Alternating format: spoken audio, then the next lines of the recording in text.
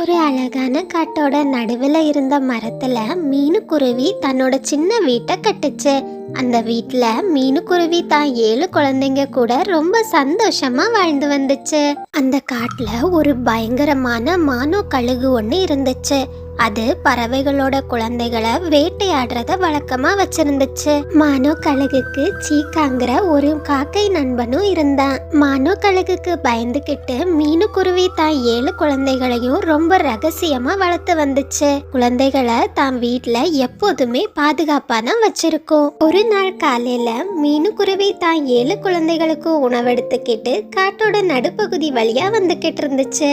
அந்த சமயத்துல மோசமான மானோ கழுகு மீனுக்குருவிய பார்த்துச்சு. என்ன மீனு, இவ்ளோ உணவு யாருக்கு எடுத்துக்கிட்டு போற? அட, வேற யாருக்கு கழுகண்ணே? இவ்ளோ உணவும் எனக்கு மட்டும்தான்.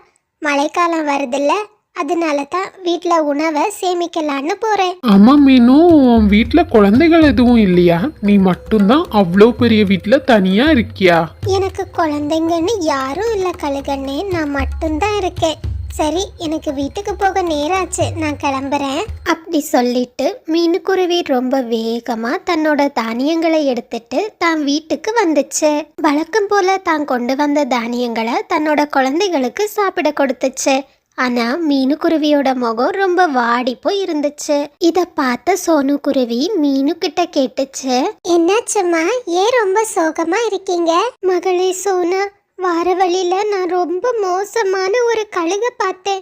இவ்வளோ நாளா அந்த கழுகுக்கு பயந்துதான் உங்களை வீட்டுக்குள்ளேயே வச்சிருந்தேன். அந்த கழுகு கிட்ட எனக்கு குழந்தைங்க இல்லைன்னு பொய் சொல்லிட்டு வந்திருக்கேன். உங்க எல்லாரையும் அந்த கழுகு பார்த்தா கண்டிப்பா சாகடிக்காம விடாது. கவலைப்படாதீங்க அம்மா, கண்டிப்பா அந்த கழுகு வராது. நாங்க வீட்டை விட்டு எங்கேயும் வெளியே போக மாட்டோம். வீட்டுக்குள்ளேயே பாதுகாப்பா இருந்துக்கிறோம். இந்த மீனுக்குருவியோட நடவடிக்கையில ஏதோ ஒரு வித்தியாசம் தெரியுது. என்னன்னு ரொம்ப சீக்கிரம் கண்டுபிடிச்சிடுறேன் அப்படின்னு சொல்லிச்சு மானோ கழுகு. அப்படியே ராத்திரி நேரம் ஆச்சு. மீனுக்குருவியோட 7 குழந்தைங்களும் சாப்பிட்டுட்டு நிம்மதியா தூங்குனாங்க. ஆனா அன்னைக்கு இரவு மீனுக்குருவிக்கு தூக்கமே வரல. மானோ கழுகு கிட்ட இருந்து தான் குழந்தைங்களை எப்படி பாதுகாக்கிறதுன்னு அது யோசிச்சுக்கிட்டே இருந்துச்சு. மறுநாள் காலையில மீனுக்குருவி தான் 7 குழந்தைங்களையும் கூப்பிட்டு ஒரு விஷயத்த சொல்லுச்சு. பசங்களா, நான் உணவு தேடுறதுக்காக வெளியே போறேன். உணவெடுத்துக்கிட்டு வீட்டுக்கு திரும்பி வர்றது வர கதவு பூட்டியே இருக்கட்டும். நான் அம்மா வந்திருக்கேன்னு சொன்னா மட்டும்தான் நீங்க கதவை திறக்கணும். அப்படி சொல்லிட்டு நம்மளோட குரல்ல ஒரு பாட்டையும் பாடுவேன், சரியா? வேற யாரு என்ன சொன்னாலும் நீங்க யாரும் கதவை திறக்க கூடாது. நீங்க கவலைப்படாம போயிட்டு வாங்கம்மா. உங்களை தவிர வேற யாரு வந்தாலும் நாங்க கதவை திறக்கவே மாட்டோம். தான் குழந்தைங்க இப்படி சொன்னதுமே மீனுக்குருவி நிம்மதியா அங்கிருந்து பறந்து போச்சு. மீனுக்குருவியோட குழந்தைங்களும் கதவை பூட்டிக்கிட்டு பாதுகாப்பா இருந்தாங்க. சகோதரர்களே, அம்மா சொன்னது ஞாபகம் இருக்குல்ல? யாரு வந்தாலும் நம்ம கதவை திறக்க கூடாது. அம்மாவோட குரலா இருந்தா மட்டும்தான் நம்ம கதவை திறக்கணும். சரிக்கா, நாங்க யாரு வந்தாலும் கதவை திறக்க மாட்டோம். வாங்க, அம்மா வாரது வரைக்கும் நம்ம சந்தோஷமா விளையாடலாம் அப்படின்னு தங்களுக்குள்ள பேசிக்கிட்ட குழந்தைங்களோ தங்களோட வீட்டுல ரொம்ப சந்தோஷமா விளையாட ஆரம்பிச்சாங்க. கொஞ்ச நேரத்திலேயே மீனுக்குருவி உணவெடுத்துக்கிட்டு தன்னோட வீட்டுக்கு வந்துச்சு. பசங்களா, நான் அம்மா வந்திருக்கேம்மா, சீக்கிரம் கதவை தரங்க. ஐயா, அம்மா வந்துட்டாங்க. அக்கா, அம்மா வந்துட்டாங்க, கதவை தரங்க. இரு சோனு, அவசரப்படாத. அம்மா அவங்க குரல்ல ஒரு பாட்டு பாடுவேன்னு சொல்லியிருக்காங்க. இத கேட்டதுமே மீனுக்குருவி தன்னோட குரல்ல ஒரு பாட்டு பாடுச்சு.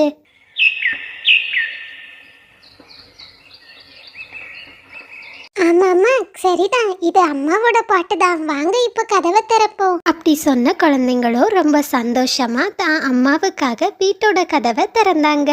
என்னோட புத்திசாலியான செல்ல குழந்தைங்க, அம்மா உங்களுக்காக சுவையான தானியத்தை எடுத்துட்டு வந்திருக்கேன். வாங்க எல்லாரும் சாப்பிடலாம். குழந்தைங்களும் ரொம்ப சந்தோஷமா தான் அம்மா கொண்டு வந்த தானியத்தை சாப்பிட்டாங்க. அன்னைக்கு ராத்திரி மீனுக்குருவியும் தான் குழந்தைங்க கூட நிம்மதியா தூங்குச்சு. அப்படியே மறுநாள் காலையில ஆச்சு. மீனுக்குருவி உணவு தேட கிளம்புறதுக்கு முன்னாடி தான் பசங்க கிட்ட மறுபடியும் அந்த விஷயத்த ஞாபகப்படுத்துச்சு. எங்களுக்கு எல்லாம் ஞாபகம் இருக்குமா, நீங்க கவலைப்படாம போயிட்டு வாங்க. உங்களை தவிர யாரு வந்தாலும் கதவை திறக்க மாட்டோம். தன்னோட பசங்க இப்படி சொன்னதுமே மீனுக்குருவி ரொம்ப நிம்மதியா உணவு தேட போச்சு. இது எல்லாத்தையும் மரத்தோட பின்னாடி ஒளிஞ்சிருந்து மானோ கழுகு கேட்டுக்கிட்டே இருந்துச்சு. ஆஹா, இதுதான் விஷயமா? அம்மா வந்திருக்கேன்னு சொன்னா கதவை திறப்பீங்களா? மீனுக்குருவி, இத்தனை நாள் நீ என்கிட்ட இருந்து மறைச்சதுக்கு உன் எல்லா குழந்தைங்களையும் இன்னைக்கு ஒரு நாள்லே சாப்பிட்டு முடிச்சிடுறேன் பாரு. அப்படி சொன்ன மானோ கழுகோ ரொம்ப மெதுவா மீனுக்குருவியோட வீட்டு பக்கத்துல போச்சு. பசங்களா, நான் அம்மா வந்திருக்கேம்மா, கதவை திறங்க. இந்த கனமான சத்தத்தை கேட்ட மீனுக்குருவியோட பசங்களும் பயத்துல உறைஞ்சு போயிட்டாங்க. இல்ல, நீ எங்க அம்மா இல்ல, இங்க இருந்து வெளியே போ. எங்க அம்மாவோட குரல் ஒன்ன மாதிரி இருக்காது. அட செல்லங்களா, அம்மாவுக்கு தொண்டை சரியில்லை, அதனால தான் குரல் ஒரு மாதிரி இருக்கு. கதவை திறங்கம்மா. இல்ல, நீ என்ன சொன்னாலும் கதவை திறக்க மாட்டோம். இங்க இருந்து ஓடிடு. குழந்தைங்க இப்படி சொன்னதுமே மானோ கழுகு அங்கிருந்து பறந்து போச்சு. தன்னோட ஒரே நண்பனான சீக்காவோட வீட்டை நோக்கி அது போச்சு. வா நண்பா, என்ன உன் முகம் ரொம்ப வாடி இருக்கு, என்னாச்சு? அதுவா, இத்தனை நாளா உணவு தேடுறதுல நான் எந்த தோல்வியும் அடைஞ்சதில்ல. இப்போ ஒரு சின்ன பசங்க என் பேச்ச கேட்க மாட்டேங்கிறாங்க. நீ என்ன சொல்ற நண்பா? எனக்கு ஒன்னும் புரியல, தெளிவா சொல்லு, என்ன நடந்துச்சு? சீக்காக்காக இப்படி கேட்டதுமே மானோ கழுகு அங்க நடந்த எல்லா விஷயத்தையும் சொல்லுச்சு. இத கேட்ட சீக்காக்காக ரொம்பவே சிரிச்சது. அந்த பசங்க சொல்றதும் சரிதானே நண்பா? உன் குரல் என்ன மீனுக்குருவி குரல் மாதிரியா இருக்கு? என் கூட வா, நான் மீனுக்குருவி மாதிரியே பேசுவேன். அப்படி பேசிக்கிட்ட ரெண்டு பறவைகளும் மீனுக்குருவியோட வீட்டை நோக்கி போனாங்க. வீட்டுலயும் மீனுக்குருவியோட குழந்தைங்க ரொம்ப சந்தோஷமா விளையாடிக்கிட்டு இருந்தாங்க. பசங்களா, நான் அம்மா வந்திருக்கேம்மா, கதவை திறங்க. ஐயா, அம்மா வந்துட்டாங்க. அக்கா, கதவை திறங்க. இல்ல வேண்டாம், பொறுமையா இருங்க. அம்மா அவங்க குரல்ல பாட்டு பாடட்டும், அப்புறம் நாம கதவை திறந்துக்கலாம். இத கேட்ட சீக்காக்காகவும் மீனுக்குருவியோட குரல்ல பாட ஆரம்பிச்சது.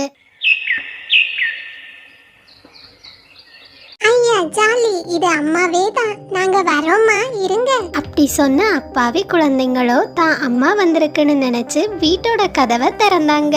ஒரு நொடி கூட தாமதிக்காம சீக்காக்காகமும் மானோ கழுகும் வீட்டுக்குள்ள போயிட்டாங்க. ஓ, இங்க இத்தனை பேர் இருக்கீங்களா? இன்னைக்கு எனக்கு வேட்டைதான். நண்பா, இவங்க எல்லாரையும் இங்கேயே வச்சு சாப்பிட்டு முடிக்கிறதுக்குள்ள மீனுக்குருவி வந்துடும்.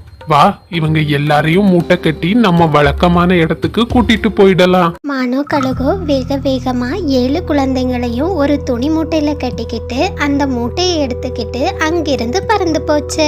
அந்த சமயத்துல மீனுக்குருவி அந்த பக்கமா வந்துச்சு. கழுகு மூட்டையை எடுத்துக்கிட்டு பறந்து போறத பார்த்த மீனுக்குருவி தனக்கு தானே சொல்லிக்கிச்சு, ஐயோ பாவம், இந்த கழுகும் காக்கையும் யாரோட குழந்தைங்களை தூக்கிட்டு போகுதுன்னு தெரியல. இன்னைக்கு அந்த அம்மா குருவி ரொம்ப அழும், பாவம் அது அப்படின்னு சொல்லிக்கிட்டே மீனுக்குருவி தன்னோட வீட்டுக்கு வந்துச்சு. வீட்டோட கதவு திறந்திருக்கிறத பார்த்து மீனுக்குருவி ரொம்ப பயந்துடுச்சு. ஐயோ கடவுளே, என்ன இது? என் வீட்டோட கதவை திறந்திருக்கு, உள்ள என் குழந்தைங்க யாரையுமே காணலையே. அப்படின்னா அந்த கழுகும் காக்கையும் என்னோட குழந்தைங்களை தான் தூக்கிட்டு போயிருக்காங்க. அப்படி சொன்ன மீனுக்குருவியோ ரொம்பவே பதட்டத்தோட தான் குழந்தைங்களை தேடி வேக வேகமா அங்கிருந்து பறந்து போச்சு. மீனுக்குருவி அழுதுகிட்டே தான் குழந்தைங்களை தேடுறத அங்கிருந்த வயசான பிரவுனி குருவி பார்த்துச்சு. என்னாச்சுமா, அழுதுகிட்டே நீ எங்க போயிட்டு இருக்க? தாத்தா, அந்த மோசமான கழுகும் காக்கையும் என் குழந்தைகளை தூக்கிட்டு போயிடுச்சு. அவங்கள தேடிதான் நான் போய்கிட்டு இருக்கேன். நீ கவலைப்படாதம்மா மீனு, அந்த கழுகுக்கும் காக்கைக்கும் இன்னைக்கே நான் ஒரு முடிவு கட்டுறேன். நீ அரசரை கூட்டிக்கிட்டு நான் சொல்ற இடத்துக்கு வா. அப்படி பேசிக்கிட்டே பிரவுனியும் மீனுவும் வேறு வேறு திசையை நோக்கி பறந்து போனாங்க.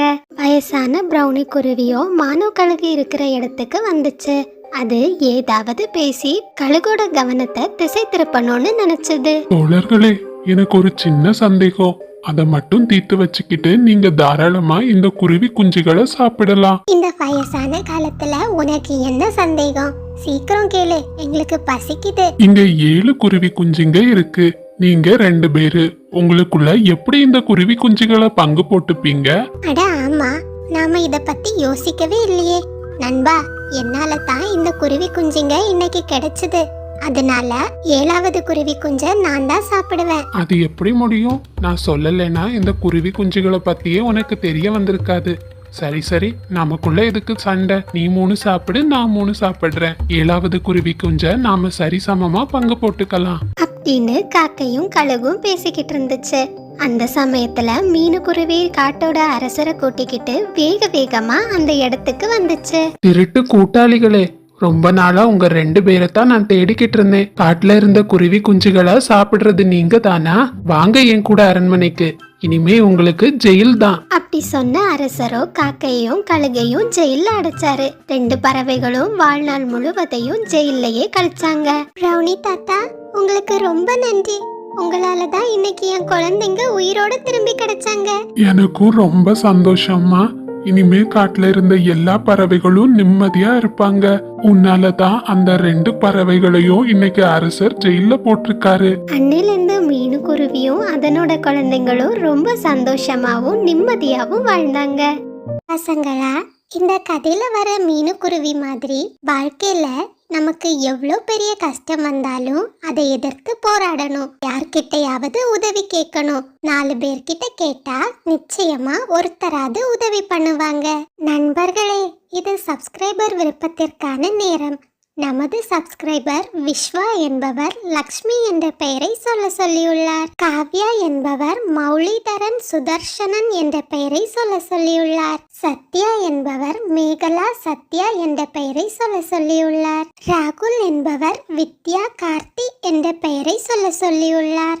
முகமது என்பவர் ஹஸ்னா ஹாசினா என்ற பெயரை சொல்லியுள்ளார். பார்த்தி என்பவர் கீதா ஸ்ருஷ்டி என்ற பெயரை சொல்லியுள்ளார். சத்யா என்பவர் கிருத்விக் என்ற பெயரை சொல்லியுள்ளார். உங்கள் அனைவரின் அன்புக்கும் ஆதரவுக்கும் மீனுக்குருவி சார்பாக மிக்க நன்றி.